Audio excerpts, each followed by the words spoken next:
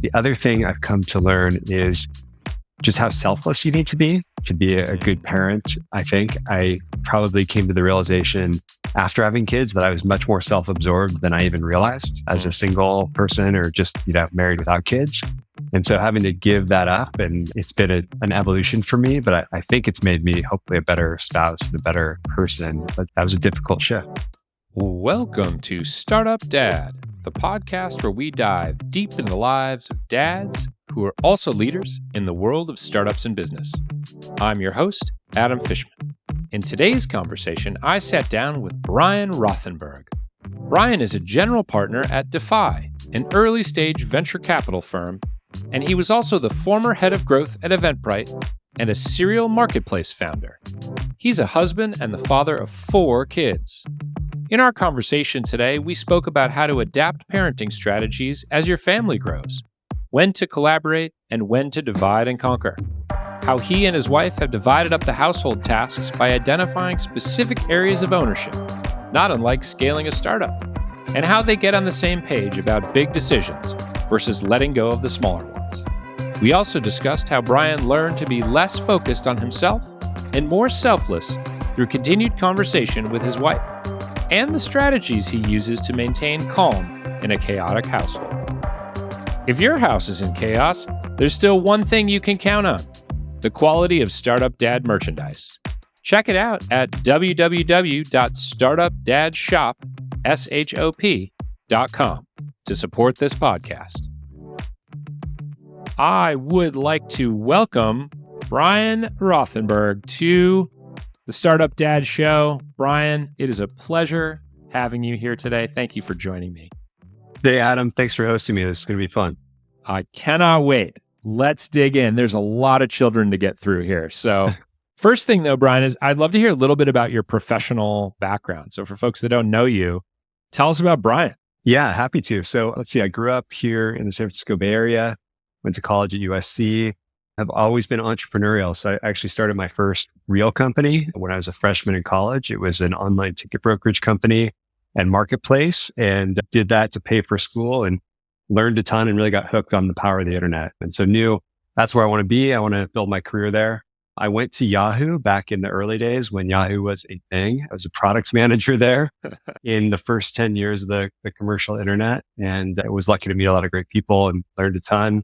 I went back to school actually thinking that I might want to shift careers a little bit. I'd seen a couple people go into venture capital. It sounded like a sexy job. I did a stint as an intern at a firm and realized amazing path. I want to do this someday, but I've got a lot more to build between now and then. And so happened to meet my second company co-founder. He was at the venture firm with me. We left. We started a new company called SkillSlate, and it was a local services marketplace focused on helping small independent service professionals. So like your one person handyman, house cleaner, et cetera, come online for the first time. Very similar to Thumbtack now, although Thumbtack was a little bit more successful than we were. But we learned a ton. We raised capital for that business. We ended up selling it to another startup called TaskRabbit, integrated our product into theirs. And I spent a year there running marketing. And then very serendipitously, I was out at an event. I met the early Eventbrite team. I learned more about the business. I was really impressed by them and thought the business was compelling. So I joined on there as the first VP of growth back when it was a pretty small startup. I helped to build the growth team and then spent the next 6, almost 7 years there through us going public. I learned a ton about going from early to late stage and all the ups and downs along the way. Yeah. And then from there, I was doing some angel investing, advising a lot of friends, startups, and got a lot of energy from that. And went back to that prior stint as an intern at a VC firm and thought, okay, I think now's the time to go and jump and try this. And so I was lucky to find a role at a small firm called Defy. I joined at the first fund. I was really drawn to smaller, more entrepreneurial platforms versus big multi-stage. I've been there for now almost 5 years. I'm a general partner and I invest in early stage companies across both consumer and B2B at the seed and Series A stage. Awesome. What a journey too. Like multi-time founder, IPO at Eventbrite, which I think is around the time, like you and I met, I think when you were at Eventbrite. Maybe That's right. At the TaskRabbit days. I think I was aware of you and who you were in the TaskRabbit Skill Slate days, but definitely we spent some time together at Eventbrite. You were at Lyft. I remember having Yes. lunch at the Lyft office and just through similar growth circles, I think. But I Yeah. always really enjoyed spending time with you. Yeah, it's fun. And I'm glad we can reconnect for this show. So tell me a little bit about, you mentioned you grew up in the Bay Area, right? And then went to school in Southern California. But what was life like growing up in the Bay Area? What was Brian like as a kid?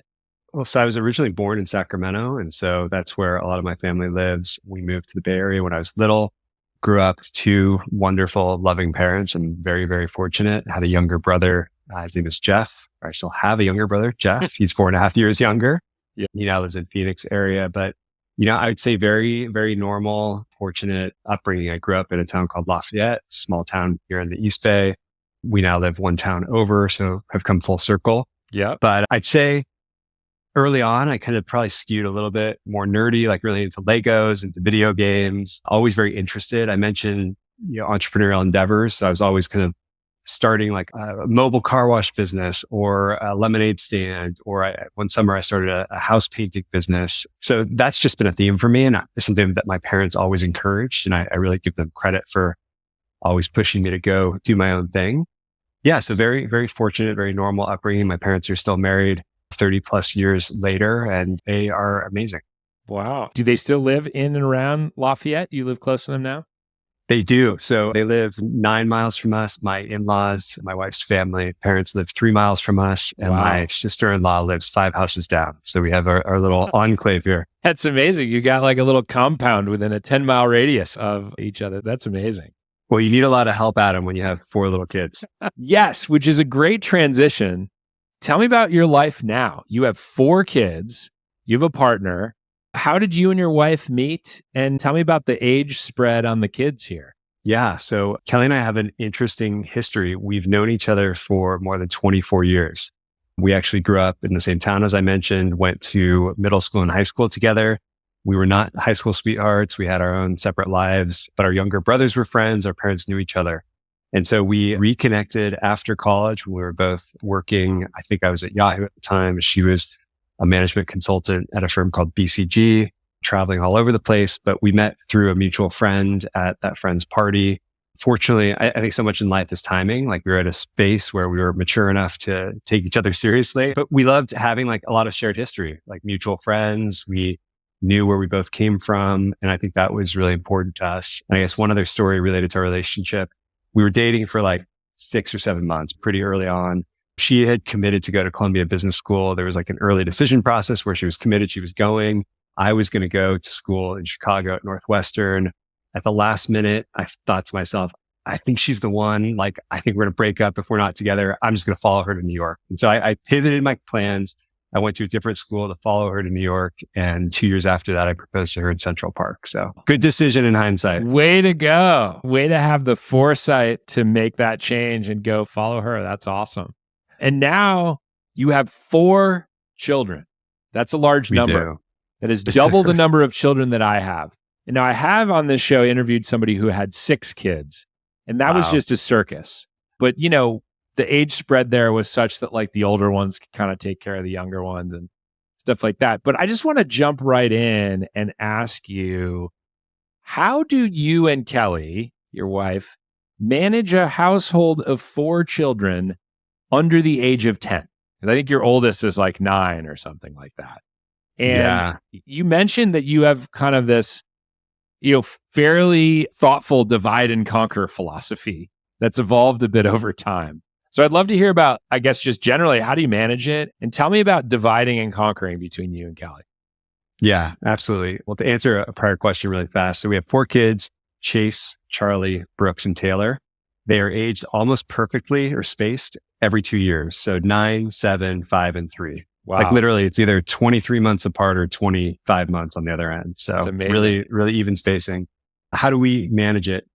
I would call it controlled chaos. Like it's just, it almost always feels chaotic and on the brink, but I would say our parenting style has evolved over time, just out of learning and trial and failing. But really, with one kid, it felt like, okay, it's either 2-on-1, we can double team this little creature, or 1-on-1 and the other parent has some time off by themselves. And that felt well, a different 0 to 1, oh my gosh, we have a kid. It was manageable from that perspective. Going to 2, it becomes mostly man to man, sometimes a zone defense. If one parent is doing something like working out or taking some time to themselves. But then with 3, it kind of all broke because it was like, okay, we're outnumbered now, had to go to zone defense. But with 4, we learned it's so intense that, while we spend time together, all 6 of us, we have actually found a way that sometimes is kind of a break in a sense where we break into 2 groups. And so Kelly will take 2 of the kids, I'll take 2 of the kids, and we just go off and do our own things. And then we come back together as a family because somehow one parent managing 2 kids can be easier than 2 parents managing 4.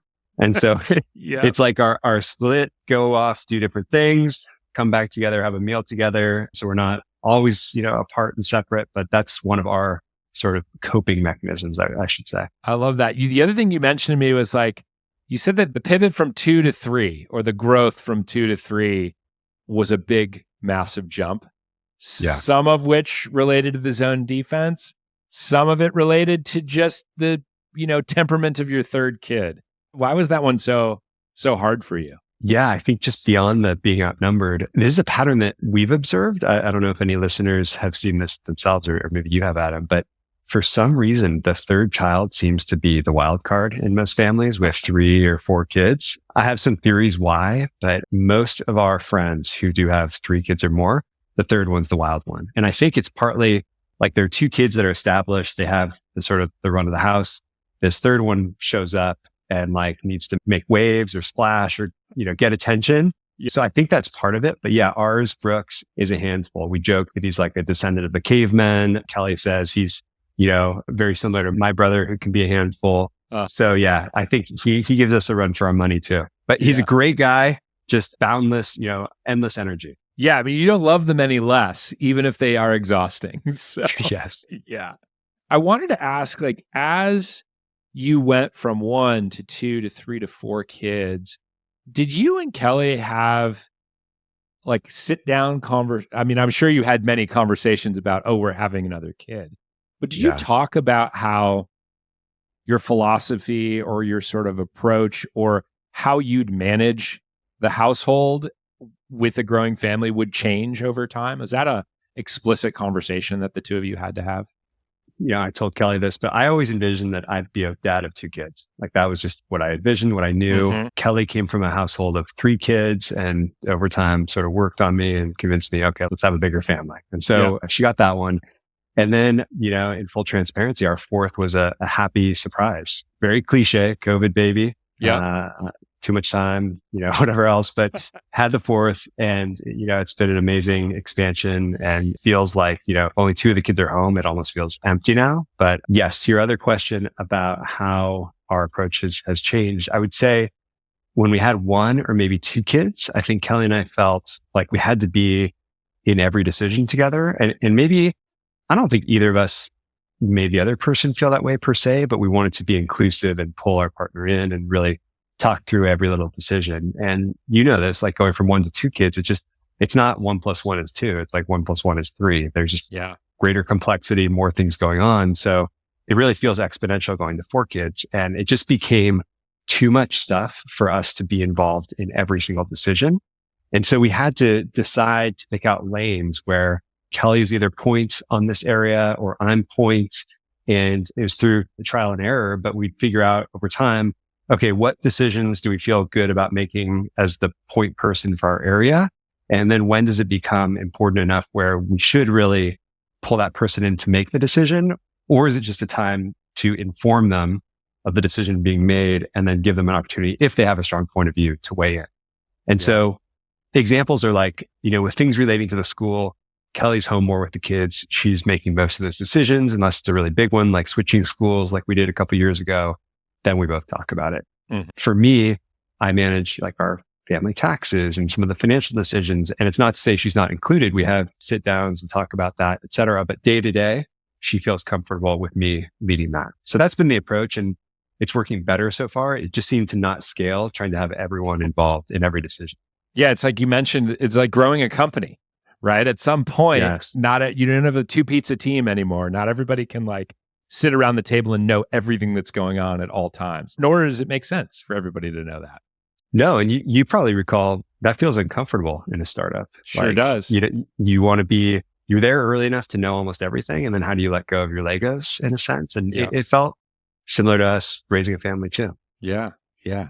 With 4 kids and, you mentioned like, maybe on a weekend, like we're zigging and zagging in different directions. I've got 2 kids over here. You got 2 kids over there. Like, how do you and Kelly prioritize time with each other? Kids can be very needy, as we all know, as most people who listen to this show will know. And, you have 4 of them, so you're outnumbered. Do you do anything explicit with Kelly to kind of protect that time together or make time for conversation, connecting with your partner, like just time when the kids aren't around to make it work? Yeah, I would say a few things. One is we probably skew a little bit more towards doing things, the 2 of us, versus going out with friends and doing other things. And, we do value friendships, but there's only so many hours in the day. And so we probably socialize a little bit less than maybe some other families. So that's one thing. We're pretty simple. We like to just stay in and cook meals together at night after the kids go down. We have our date night after bedtime. We have a fire pit in our backyard. We like to split a bottle of wine and hang out and talk and listen to music. That's kind of our thing. We try to pre-plan those dates, whether they be stay in or if we're getting a babysitter to go out. So just put some out on the calendar because it's too easy to like have everything bleed into our time if it's not pre-scheduled. Yeah. And the last thing I would add is we are both really big into fitness and working out. And so we both carve out time, and it's sort of sacred time for each of us to do our own workouts if we're doing them independently. Or sometimes we'll go on a date and like my parents will watch our kids. We'll go for a hike in the hills. I'll throw on a weight vest and that's our exercise, but we're talking, connecting while we work out and blending the 2. I love that. We're going to come back to that exercise thing because you mentioned it's sort of your parent sanity hack. So, you mentioned that Kelly has more time home with the kids, and I know she was a consultant earlier in her career, and now it sounds like she kind of runs the Rothenberg family household. And I don't imagine that was an easy decision for you, for her, like collectively. So what was that process like of her deciding, I'm going to step back from some of the things that I've done and, my kind of career ambition and run the household? What was that like? It's been an evolution, I would say. Like I always tell Kelly, she's the smarter of the 2 of us. She is really, really brilliant. Went to UC Berkeley undergrad, Columbia MBA. It was the only undergrad to be hired by BCG straight out of college. Like she was very driven, very career oriented, and did exceptionally well. And so I'm very proud of her for that. But simultaneously, like her mom focused on the household growing up and she aspired to doing that. And so I've always been supportive of what she wanted to do and she chose that. So as we started thinking about having a family, the consultant lifestyle where she was literally flying from SFO to Geneva, Switzerland and back every week, it's just not conducive to trying to have a family. And so she made the decision to step back, go into an in-house strategy and consulting role. So that was kind of step 1 of her trading family for career. And then, as we had 1 kid, 2 kids, she stayed in the outside of the home workforce. When we had 3, we both talked and she decided, okay, now's the time I want to focus on home. And she's been doing that since. And I think, it can be very rewarding to raise a family. It can also be very thankless, when you're up to your elbows in dirty diapers and being yelled at by a 3-year-old tyrant. And so I don't know, I try to reinforce that she always has the hardest job and how much I appreciate her, but it can be thankless. And so I think someday she'll go back and do something else. She was pre-med undergrad and talked about being a pediatrician. She's talked about going back to school and becoming a physician's assistant in pediatrics. So I'm sure she'll go on and have another career that is very fulfilling and exciting, but she's decided to focus on home for right now. And I mean, never a dull moment in your household, I imagine. So she's probably on her toes a lot. So always. All right. I wanted to transition and talk a little bit about early fatherhood for Brian. What's the earliest memory that you have of becoming a dad? Yeah. One of the earliest ones that felt really real to me, because it was kind of like theoretical at the earliest stages, was seeing the heartbeat of our son Chase for the first time. And I think later seeing the 3D image, if you've done that, of the baby, and like it's like, oh my gosh, this little creature is mine and will be a baby in the flesh. And so that was a really surreal moment. I remember sort of tearing up and kind of like awkwardly half laughing, half crying at the same time. It was much more emotion than I think I anticipated. So that is a cool memory. And then the second is when Chase was born. He had to go under the lights for jaundice treatment. And I remember standing over him and he was clinging to my pinky finger with his little hand and just being there with him and feeling so protective and connecting with him in that way. That was a really special moment too. Yeah. Wow. That's pretty awesome. What are some of the more surprising things that you've discovered as a dad? A couple. One is, I mentioned this earlier, but I never thought I'd be a more than a 2-kid dad, but really coming to love the fullness of our household with 4. And even though it's chaotic and I feel kind of off kilter sometimes, I also feel out of whack when kids are not in the house. It just feels kind of empty. So I love that. The other thing I've come to learn is just how selfless you need to be a good parent. I think I probably came to the realization after having kids that I was much more self-absorbed than I even realized as a single person or just, married without kids. And so having to give that up, and it's been an evolution for me, but I think it's made me hopefully a better spouse and a better person. But that was a difficult shift. We'll come back to that topic here in a little bit. But I did want to ask you one thing, which is, you've now got 4 kids. So you've probably received no shortage of advice. Every new kid is a new opportunity for advice. Also, you live near all of your parents. So, and one thing we know about parents, they like to dispense advice to their adult children. So I'd love to ask you, if you could rewind the clock and you're giving advice to Brian, a decade ago before your first kid is born, what is a piece of advice that you would give to the younger version of yourself? I think helping the younger version of myself understand that selfless aspect that I talked about and making that evolution faster, I think it would have been more painless had I come to terms with that and given up more early on. So that's one thing. I don't know if it's advice or more of just a saying, but something that's resonated with me that I think one of my parents told me was, you're never happier than your least happy child. Mm-hmm. And I don't know, it stuck with me. It's kind of like, if any of our kids is struggling, I just want to put my effort there and see how I can help that child, because I'm not going to be any happier than she or he is. Yeah, that's a really good one. I'm not sure that I've ever heard that phrase before, but I like it. I'm going to hold that one. Take it. It's yours. It's now mine. Like so many other pieces of advice.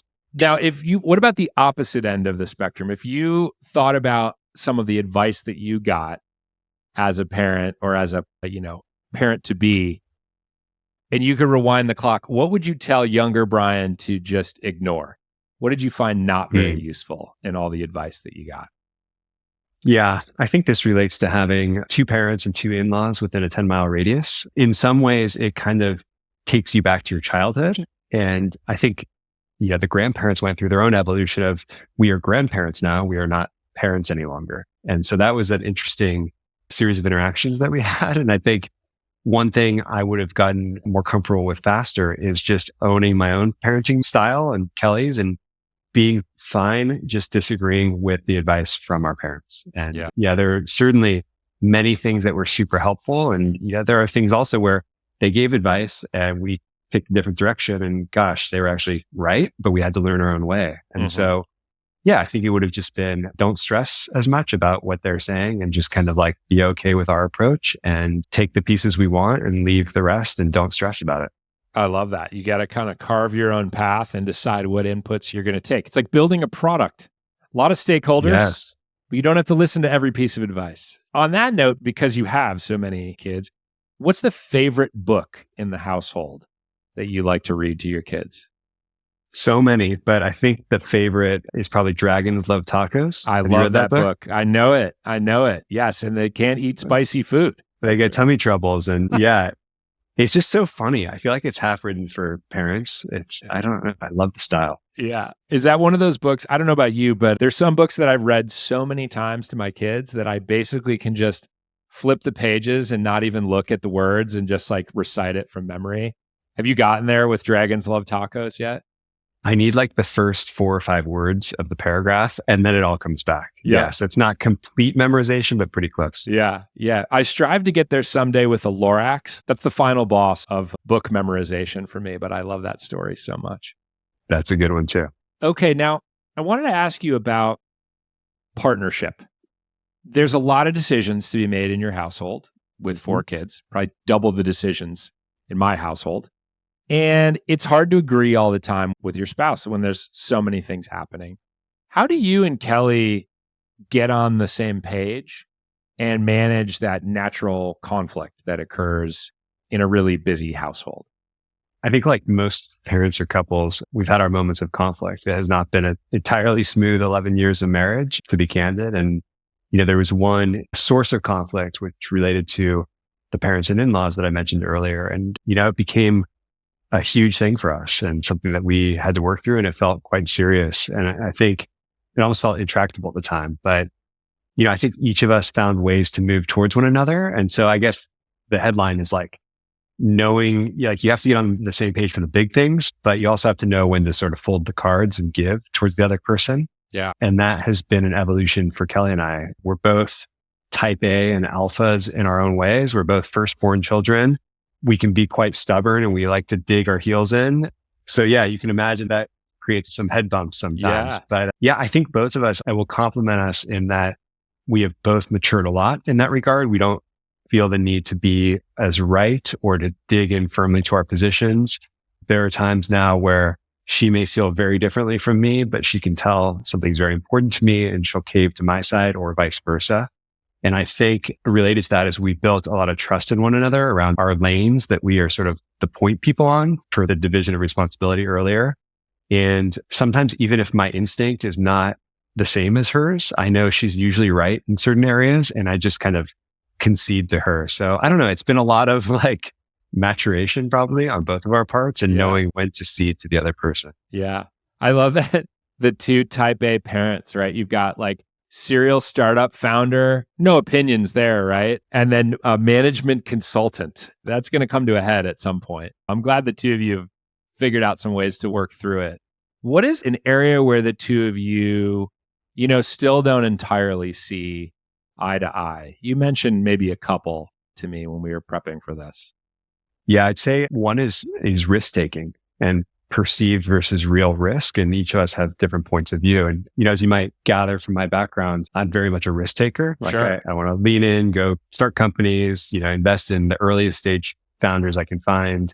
That's a high level of risk. Yeah. Kelly grew up in a household where her dad was at Goldman Sachs for 25 years. She went into a big management consulting firm. Like the more stable sort of known path was what she knew and resonated with her. And then I won't go into all the details, but Kelly did experience a loss in a formative time of her life. And it was a situation where it's kind of an edge case, like 999 times out of 1,000, this person would not have died, but a person that was important to her did pass away. Mm-hmm. And so I think she views the world in a different light than I do. Like the bad things can happen, whereas I'm an optimist and a risk taker. And I think, well, it's not going to happen because that stuff doesn't happen. So anyways, I would say around our kids, it's like just different levels of risk of what's okay. Like one topic was, will we let our son play tackle football or not? Mm-hmm. And how do we feel about that? So anyways, we just come to realize we're on different ends of the spectrum. We view things differently, but it sometimes is a source of conflict for us. Yeah, that makes a lot of sense. I used to consider myself much more of a risk taker. I think I've actually headed in the opposite direction. Now I'm like, oh my God, don't get hurt. I don't know. It's just my dad radar is like fully on all the time, even though nothing really, knock on wood, has ever happened to my kids. Yeah. On the topic of coming to the other partner, I now have come to be like dad with the head on the swivel, like protecting the kids and making sure they're off to the side. So I'm learning to come towards her. Yeah. Well, also, when you've got 4 of them, so like if you all descend in a park and then they all scatter to the wind, like chasing after a bunch of kids, that would be hectic. So I wanted to ask you, you have built an entire career in technology, right? From Yahoo to starting a couple companies to Eventbrite, taking it public. Now you invest in technology companies. How do you think about the relationship that you want your kids to have with technology as they get older? I think like a lot of people in Silicon Valley, I think that we are revolting a little bit from just how ingrained some of the tech has become in our day-to-day lives. We are not like fully anti-screen time, but we are probably going to be one of the last people to let our kids have an iPhone or a phone. We limit screen time around the house. And I don't mean to cast judgment on anyone who chooses not to take that path, but I think that kids, from what I observe, like we go out to dinner, we see how many kids are like heads down in a device. And I've seen how it seems to have affected their social interaction capabilities and sort of the EQ side. And so in the era of AI that's coming right now, I think human skills, interpersonal skills, leadership, being able to interact with other humans will actually become more important and more differentiated. So we're just trying to emphasize that with our kids. We try to spend a lot of time outdoors in nature, less screen time, really focus on teaching, when you meet Mr. Smith and you shake their hand and look in their eyes and kind of go against the like, let's go into our little world in a screen and live there. That makes a lot of sense. And I think it is interesting. I think as people who are leaders in the world of technology, we sort of have a front row seat to the good and the less good that technology can bring into our lives. So I think a couple of the things that you mentioned there are really important to think about, especially the interpersonal stuff. I agree with you that that's going to just become even more important as technology kind of becomes more and more ingrained in our lives. So you mentioned this idea when you became a dad of learning how to shift to more selflessness. So being very focused on yourself and then realizing like that's not how that works anymore once you're a dad. How did you give up that idea of being self-absorbed or self-interested and shift? I think through some gentle and some not so gentle prodding from Kelly. She had to sit me down at one point, I remember, and say, like, you are being selfish here. And like, you need to let go of some of this. And so we had some tough conversations. Oh, another thing is, I think like a lot of people, I've dealt with imposter syndrome over my career, like sort of, not always feeling like I deserve to be in the seat I'm in, or, I can always do more. And part of, one of the ways that I managed that anxiety was by just working harder. I was like, if I work harder, well, I can overcome that or whatever. And so I've had to let go of some of that. Like I still feel like I work really hard, but I don't work for the sake of being in motion. I work for getting shit done and being productive, and having to let go of some of the hours to, make sure I'm present for dinner with the kids as much as possible or other things. So those are a couple of things. Makes sense. Now, one of the things that you mentioned, and you talked about this a little bit earlier, that you and Kelly haven't had to give up, or that actually maybe you prioritized even more now that you're a family of 6. There's probably a dog in the mix there somewhere, right? There is Rosie. Yeah. She's in the background. So one of those things is exercise. And you mentioned that that's like your parent, lifeline, your sanity. Why is that so important for you? And how do you and Kelly, with 4 kids, help each other make time to prioritize that? Yeah. For us, 4 kids and working a lot and commuting and everything, it's so overwhelming sometimes, both emotionally and it's exhausting. But we found that for both of us, exercise is not only like a physical health benefit, but also mental health. It de-stresses both of us. And it's really critical.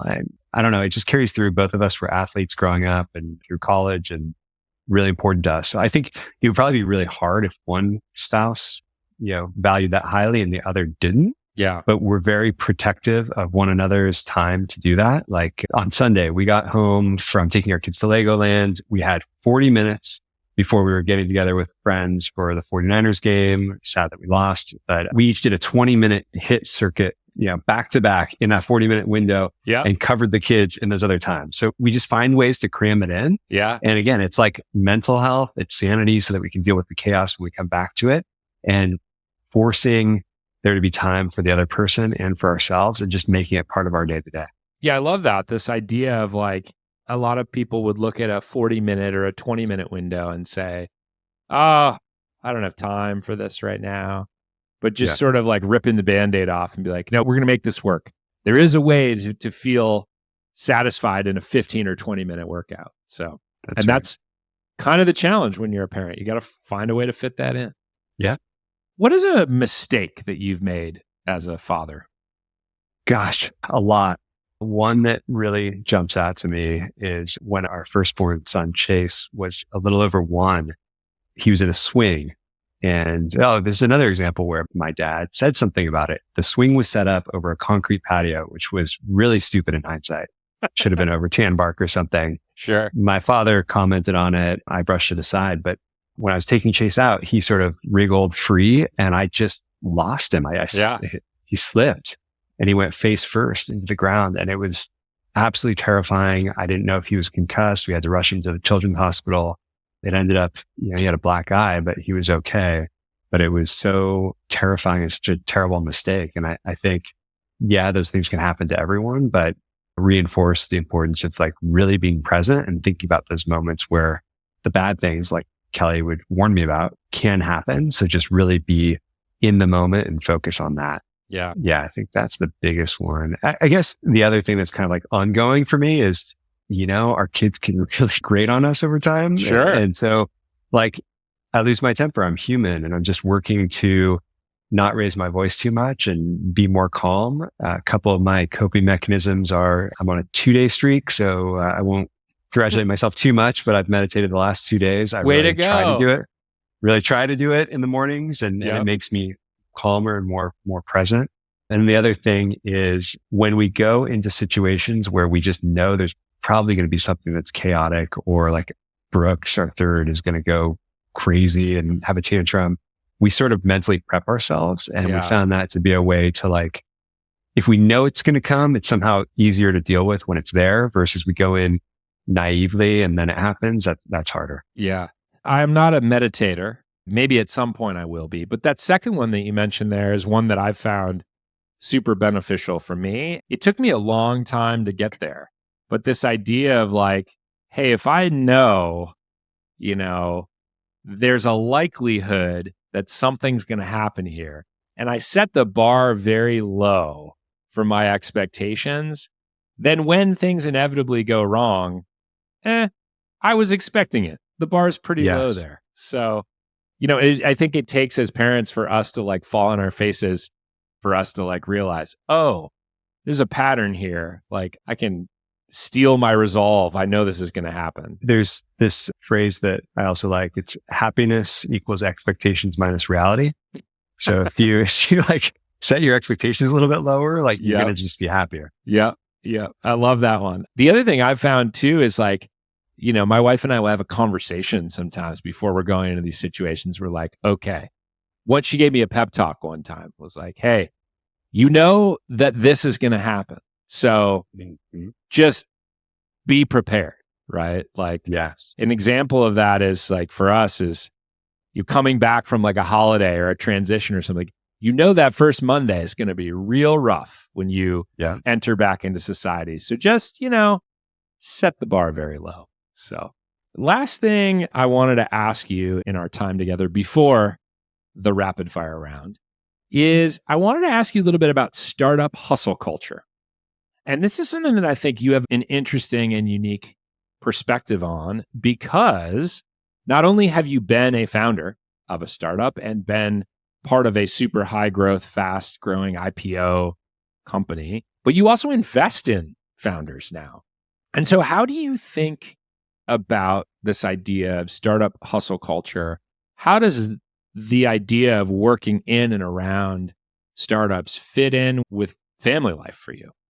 I mean, you know this, but startups are a shit ton of work. So much work goes into it. And so it's tough. And I don't know that there is a true balance, but I'm lucky to work now with founders that I've invested in, some of which are, single or don't have kids, and several of which have families and young families. And so I see it on both sides and I've experienced it on both sides.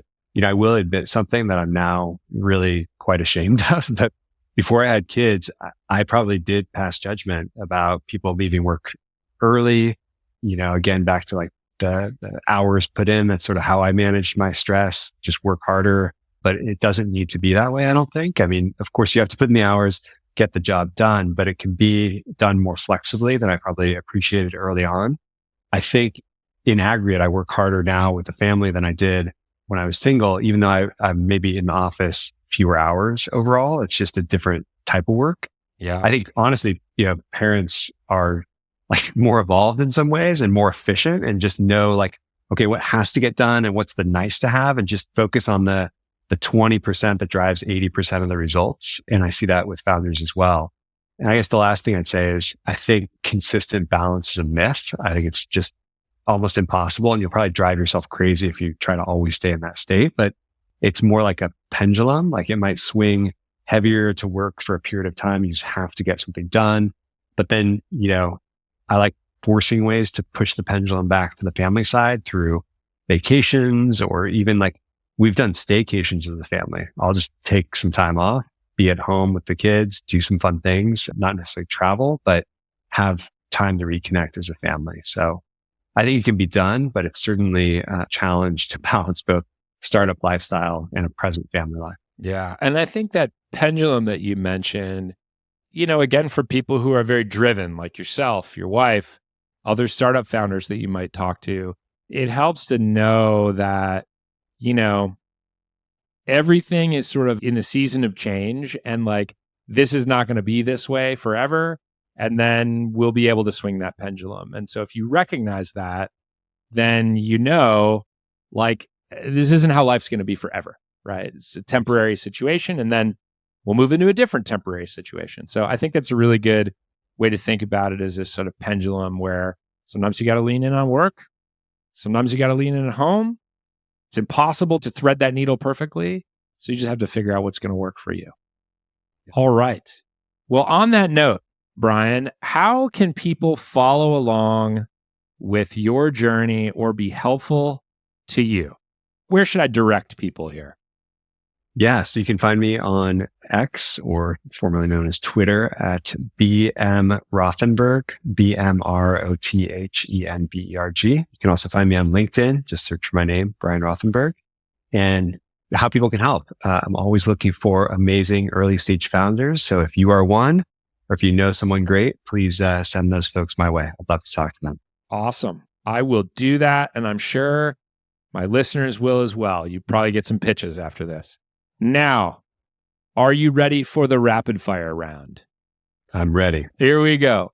What is the most indispensable parenting product you have ever purchased? Gosh, it's a crib net. It's a net that goes over the crib to keep our kids in the crib. Our kids are wild people. They always try to get out, and this has been a way to save them from themselves. Oh, you can't take a tumble over the edge of the crib when the net is in place. Love that. Right. What is the most useless parenting product that you have ever purchased? Oh, gosh. Too many of those sippy cups. Like, I don't even remember drinking water as a kid. Why do our kids need water with them all the time? I love that. All right, finish this sentence. The ideal day with my kids involves this one activity. I love hiking with my kids. Just getting outside and going on a hike. Awesome. With the weight vest most of the time. Sometimes. Most of the time, I would say. Okay. Yeah. All right. Which one of your kids is your favorite? I love all my kids the same, but the baby is always the favorite. So it's Taylor, our 3-year-old. It's been a rotation, right? Whoever is the baby gets the, yes. Cool. What is your go-to dad wardrobe? Probably the Fiore Sunday jogger pants, usually a t-shirt, usually college, USC, and the Patagonia fleece jacket. Awesome. The Fiore Sunday jogger is a dad favorite on the pod. I think Brian Balfour, also a huge Sunday jogger fan. Brian, who you love know. it. Good taste. Yeah, very good taste. How many parenting books would you say you have in your house? Anywhere between 45 and 70. Wow, that is quite a library. And how many parenting books have you actually read cover to cover? 0. You're not alone. Yeah, Kelly's the more avid reader. I read the Cliff's Notes. You're the snippets. Yeah. This is where AI can really come in handy, I think. What is the favorite ages for your kids so far? So far, probably 7 to 9. I feel like we have a lot more that we can do together, get out, go to sporting events. They actually want to spend time with us still, which I'm clinging to because I know that'll change. It's been a great age range. It changes in a hurry and then it just falls right off a cliff. So, right. Okay, what is your least favorite age for your kids? Probably 2, like right when they hit the terrible 2s. Yep. Just so hard to manage. Yeah. What is the most embarrassing thing that you've ever done in front of one of your kids? This year, when I was dropping off our kids at school, my son Chase, our oldest, who's 9, was chatting with his buddies right in front of his classroom. I instinctively reached over, like leaned in and gave him a kiss on the head, say goodbye. And he looked mortified. Like he was so embarrassed and he let me know it. So that was an embarrassing moment, probably more so for him, but I felt it on his behalf. Oh, wow. Just the like vitriol staring you down. Don't ever do that again, Dad. It was painful. Oh, what is the most absurd thing that your kid has ever asked you to buy for them or one of your kids? I'll name 2 things. I'll cheat. 1, Brooks asked us for a McLaren F1. One of those recently sold for $18 million on auction. So that was a no-go. The second one is he asked for a machine gun like the ones that the Navy SEALs use. So I had to explain that was both unsafe and illegal and not appropriate, and we were not getting one. I love that it's the 5-year-old, that third child that you mentioned, both wants the $18 million racing car and then also the machine gun. That's Brooks in a nutshell. What is the most difficult kids' TV show that you have had to sit through? It's a tie between Cocomelon and Blippi, if you're familiar with either. Oh, familiar with both. I'm not going to go into the details here, but Blippi has a very interesting backstory. You should research the guy who did Blippi. You will never watch that show in the same way again. So I'm terrified. Okay. Yikes. What about your favorite? What's your favorite kids movie or TV show? My son has been Chase has been into Indiana Jones lately. Nice. And so it's been really fun to rewatch those with him. Cool. Do you have another sort of nostalgic film that you just can't wait to like force your kids to sit through? Probably the Die Hard series. Awesome. a classic Christmas movie. Exactly. Yeah. Home Alone is probably the kids' favorite Christmas time movie. So Home Alone is a good one. As an adult, that movie is just so stupid. But I've never heard my kids laugh harder at a movie than they did when they watched that. And that brought me so much joy. It's pretty fun. When you think about, now this is going to go back, this is hearkening back to your TaskRabbit days.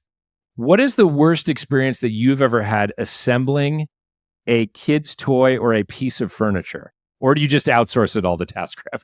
We have outsourced it, but I think our biggest mistake was saving all of the assembly for the night before Christmas. And Christmas Eve, after we've hosted, I think I was up till like 2 a.m. one time, just doing the last assembly. And so that was not fun. Yeah, you got to phase it in. I have to phase it in with 2 kids. You have to phase it in probably even more. So it was insane. Won't do that again.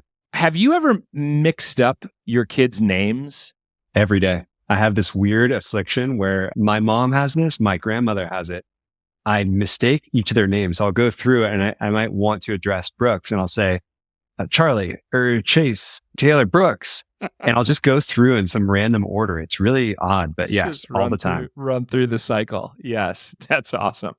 All right. I'm very curious about this next one because you have 4 kids and a dog. I don't know if there's other pets in the household, but how long can a piece of food sit on the floor in the Rothenberg household and you will still eat it? I would say a minute. I know, too long. My standards have gone downhill. Just today, our dog Rosie got a hold of a sandwich and took it to the floor. And I think we cut off the end of it and still ate the other piece. That's good. No judgment. It's just survival. None. Just survival instinct in the family of 6 plus the dog. How often do you tell your kids back in my day stories?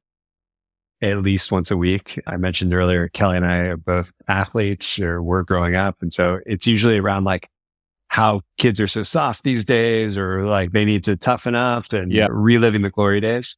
It was really fun this weekend. We went to Legoland and Kelly was a great basketball player growing up. And our son Brooks wanted to win one of those giant stuffed animals at like the carnival games we have. And Kelly made a 3-point shot and swished it on a sub-regulation size hoop to win this prize for Brooks. And she was like the hero. And we were cheering for her. And Dad was telling old Kelly high school basketball stories. And you got to be really good to hit that shot because they overinflate the ball and then they shrink the rim and it's super hard. It is impossible. Precisely. Yeah. It was insane. It was like the prettiest shot I'd seen. Wow. I'm going to draft Kelly next time we play 3-on-3. That's awesome. Okay. What is the strangest place that you've ever found a diaper? I think I found a soiled diaper tucked in like a little nook on the side of the car, like one of those pocket things where I think we changed a kid in a fury and then like stuffed it in there and forgot. And then, went searching for the smell later. The car is a popular one. The glove box is also a popular answer. I don't know why it ever ends up in the glove box, but hey, it happens. And finally, speaking of glove boxes, what's your take on minivans? You've got a lot of kids, so I'm curious about your take here. We had the debate, and minivans, well, so practical. We're an SUV family, just couldn't get over the hump. So Ford Expedition Max to haul all the kids and the dog and all our gear. That is a large vehicle, but it is not a minivan. So you've won. No. Was Kelly team minivan? No, she was team SUV. Oh. Yeah, so I would have been more open to the minivan. Wow. Okay. She drives it more often, so she won out. She gets the say. Well, I love that. And on that note, Brian, that brings us to a close for the day. Thank you so much for your candor and for your stories and talking about the small army of children that you have in your household. I very much appreciate it. It was a pleasure having you on the show. It was so great to be here, Adam. Good to see you again, and thank you for having me. Thank you for listening to today's conversation with Brian Rothenberg. If you enjoyed the show, please subscribe, share, and leave me a review. It'll help other people find this podcast.